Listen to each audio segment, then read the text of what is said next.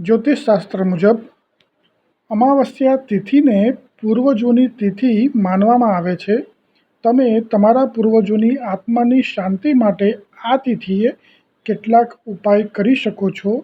આનાથી પૂર્વજો પ્રસન્ન થાય છે અને તમારા ઉપર એમની કૃપા દ્રષ્ટિ રહે છે.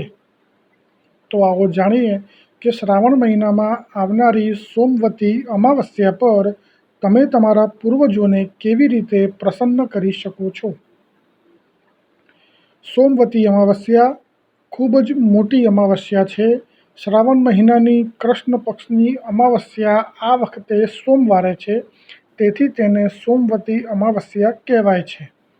આ વર્ષે 2 સપ્ટેમ્બરે સોમવતી અમાસ ઉજવવામાં આવશે.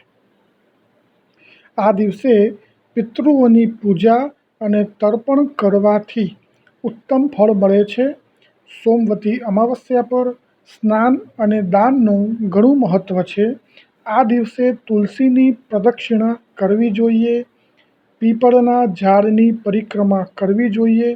પીપળના ઝાડને જળ અર્પણ કરવું જોઈએ.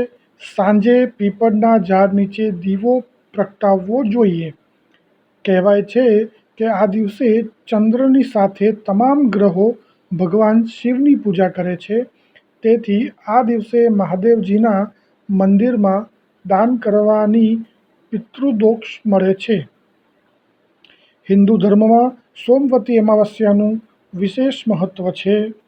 કહેવાય છે કે આ દિવસે પિતૃઓને તર્પણ કરવાથી પરિવારમાં ખુશહાલી આવે છે. આ દિવસે સવારે વહેલા ઉઠીને સ્નાન કરવું અને પિતૃઓના નામે દાન કરવું જોઈએ. પીપળના વૃક્ષની પરિક્રમા કરવી જોઈએ. પીપળના વૃક્ષને ભગવાન વિષ્ણુનો વાસ માનવામાં આવે છે, માટે પીપળાના વૃક્ષની પરિક્રમા કરવામાં આવે છે. આ દિવસે સ્નાન અને દાન કર્યા પછી મહિલાઓ પીપળના ઝાડની 108 વાર પ્રદક્ષિણા કરીને પૂજા કરે છે અને ઝાડની આસપાસ કાચા સૂતરનો દોરો બાંધે છે. આ દિવસે નદી કિનારે સ્નાનનું પણ વિશેષ મહત્વ છે. તીર્થ સ્થાન ઉપર સ્નાન કરવાથી ઘણા જન્મોના પાપનો નાશ થાય છે.